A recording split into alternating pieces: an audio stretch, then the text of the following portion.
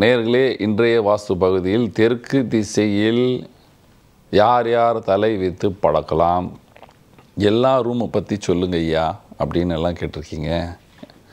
கண்டிப்பாக சொல்கிறேன்ப்பா. சாதாரணமாக சொல்லும் பொழுது தெற்கு திசையில் எல்லோரும் தலை வைத்து படுக்கலாம். இது யூனிவர்சல் கான்செப்ட். இதில் நீங்கள் தான் படுக்கணும், நான் தான் படுக்கணும் அப்படின்னு கிடையாது. எல்லோரும் படுக்கலாம். தெற்கு திசையில் தலை வைத்து படுக்கும் பொழுது மனிதனுக்கு ஆரோக்கியம் உருவாகும், பணம் சேரும், தைரியம் சேரும், நோய் நொடி கம்மியாக இருக்கும். ஆனால் இப்பொழுது ரூம் வைஸாக சொல்கிறேன், கொஞ்சம் கவனிங்க. வடகிழக்கு ரூம் இருக்குது. வடகிழக்கு ரூமுக்கு தென்மேற்கு வாசல் இருந்து நீங்கள் அதில் தெற்கு திசையில் தலை வைத்து படுத்தால், கவனிக்கணும் என்ன சொன்னேன், வட கிழக்கில் ரூம் இருக்குது, அதுக்கு வாசல் தென்மேற்கு இருக்குது, அங்கே நீங்கள் தெற்கில் தலை வச்சு படுத்தால் வயதானவர்கள் சந்தோஷமாக இருப்பாங்க. 60 வயசுக்கு அப்புறம் இருக்கிறவங்க ரொம்ப சந்தோஷமாக இருப்பாங்க. இந்த 20லேருந்து 40 உள்ளே இருக்கிறவங்க அழைவாங்க. என்னத்துக்கு அழைவாங்க? அந்த பிரச்சனைக்கு தான். சம்சாரம் வெளியே போனால் வேறு எங்கேயாவது போகலாமா, எங்கேயாவது பணம் கொடுத்து போகலாமா, அழைவார்கள். காம வெறி பிடித்தவர்களாக இருப்பார்கள். தென்கிழக்கு ரூம் இருக்குது. தென்கிழக்கு ரூமில் தெற்கில் தலை வைத்து படுத்தால் சந்தோஷம் இருக்கும், சுகம் இருக்கும். ஆனால் தென்கிழக்கு கார்னர் சவுத் ஈஸ்டாக இருக்கக்கூடாது. அந்த ரூமுக்கு மத்திய பகுதியில் தான் படுக்கணும். கார்னரில் படுத்திங்கன்னா தினமும் ஒரு சண்டை இருக்கும். ஹஸ்பண்ட் ஒய்ஃப்க்கு தினமும் ஒரு சண்டை இருக்கும். சவுத் சென்டர் ரூம் இருக்குது. சவுத் சென்டர் ரூம் இருக்குது. சவுத் சென்டர் ரூமில் வடமேற்கு வாசல் இருந்தால், வடக்கு திசையில் வடமேற்கு திசையில் வாசல் இருந்தால் இவர்களுக்கு வாரிசு உருவாகாது. ஏனென்றால் வடமேற்கு ஒரு தோஷமான ஏரியா, அதுவும் வடக்கில் வடமேற்கு தோஷமான ஏரியா. இவங்க உள்ள ரூம்குள்ளே போன உடனே பெட்டு தெரிஞ்சுதுன்னா இவங்களுக்கு வாரிசு உருவாகாது. நான் ஒரு நிகழ்ச்சியில் பெங்களூர் கதை சொன்னேன்னையா, அதே தான் அது. இவங்களுக்கு வாரிசு உருவாகாது. தென்மேற்கு திசை சவுத் வெஸ்ட்டில் சவுத்தில் தலை வச்சு படுக்கலாமா? கண்டிப்பாக படுக்கலாம். நல்லா இருப்பீங்க, சந்தோஷமாக இருப்பீங்க. ஆனால் நேர்கோட்டிலோ அல்லது கார்னர் ஆஃப் சவுத் வெஸ்ட்டில் படுக்கவே கூடாது.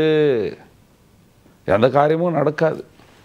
நம்ம ஆளுங்க எல்லாம் என்ன செய்வாங்க, தென்மேற்கு திசையில் ஒரு இரும்புட்டி வச்சுடுப்பான், அதுக்கப்புறம் ஒரு வார்ட்ரோப் போட்டுடு, நீ அங்கே படுத்துடு அப்படின்வாங்க. கண்டிப்பாக படுக்கலாம். ஆனால் ஒன்று கவனிக்கணும், நீங்கள் இண்டிபெண்ட் வீட்டில் இருந்தீங்கன்னா உங்கள் வீட்டுடைய ஓவர் ஹெட் டேங்க்கு நம்முடைய சவுத் வெஸ்ட்டில் வரக்கூடாது. அது சென்டர் ஆஃப் சவுத் அல்லது சென்டர் ஆஃப் வெஸ்ட்டில் தான் வரணும். சென்டர் ஆஃப் சவுத் அல்லது சென்டர் ஆஃப் வெஸ்ட்டில் தான் வரணும். அல்லது தென்மேற்கு திசையில் தெற்கு திசையில் படுக்கிறவர்களுக்கு கண்டிப்பாக ஹிருதய ரிலேட்டட் பிரச்சனை வர்றதுக்கு வாய்ப்புகள் உள்ளன. வடமேற்கு ரூமில் ரூமுக்கு தென்கிழக்கு வாசல் இருந்தால் நீங்கள் தெற்கில் தலை வைத்து படுத்தால், அந்த ரூமுக்கு ஒரு பால்கனி இருக்குது, அதுவும் இந்த வாசல்லேருந்து டைரக்ட் ஆப்போசிட்டில் இருக்குது அப்படின்னா உங்களுக்கு சைனஸ் இருக்குது, நீங்கள் ட்ராவல் பண்ணுவீங்க, கமிஷன் ஏஜென்ட் வியாபாரம் பண்ணுவீங்க, அடிக்கடிக்கு நாட்டிலேருந்து வெளிநாட்டுக்கள்லாம் செல்வீர்கள். ஆனால் அது நன்மை செய்யும், தீமை செய்யாது. உணவு கட்டுப்பாடுடன் நார்த் வெஸ்ட் ரூமில் தெற்கில் தலை வச்சு படுத்தால் ஹெல்த்து நல்லாவே இருக்கும். இப்போது எங்கள் வீட்டில்ங்க 2 ரூம் தாங்க இருக்குது. எங்கள் அப்பா ஹால்லையே டாய்லெட்டுக்கு பக்கத்தில் பாத்ரூம் பக்கத்தில் தலை வச்சு படுக்கிறாங்க. அதுவும் தெற்கில் வச்சு படுக்கிறாரு. அம்மா தெருக்கில் படுக்கிறது நல்லது. ஆனால் நம்ம தலைக்கு பின்னால் பாத்ரூமோ டாய்லெட்டோ வந்தால் அது நமக்கு நோயே கொடுக்கும், தூக்கத்தை கெடுக்கும், பயத்தை கொடுக்கும், வீட்டில் சந்தோஷம் இருக்காது. பிரதான வாசல் தெற்கு மத்திய பகுதியில் இருக்குங்க. நான் நைட்டு படுக்கும்போது இடம் சின்னதாக இருக்குது, ஒரு ரூம் தான், பையன் உள்ளே போய் படுத்துடுறான். நான் தெற்கில் படுத்தா என் தலைக்கு பின்னால் வாசல் வருது, என்ன சார் செய்கிறது? படுக்கக்கூடாதுப்பா. வாசல் அந்த வாசலில் தலை வச்சு படுத்தால் உங்களுக்கு வயிற்று சம்பந்தமான நோய் இருக்கும், மனநோய் இருக்கும், பயம் வரும், உங்களுக்கும் உங்கள் மனைவிக்கும் ஒத்துக்காது, வீண் சண்டைகள் பிரச்சனைகள் அதிகமாகும். ஐயா, எங்கள் வீட்டில் கிழக்கில் ஒரு பெரிய பால்கனி இருக்குது. எங்கள் அப்பா தான் எங்கள் பாட்டி 2 பேரும் வரும்போது அங்கேயே பாயை போட்டு படுத்துக்கிறாங்க. கண்டிப்பாக படுக்கலாம்.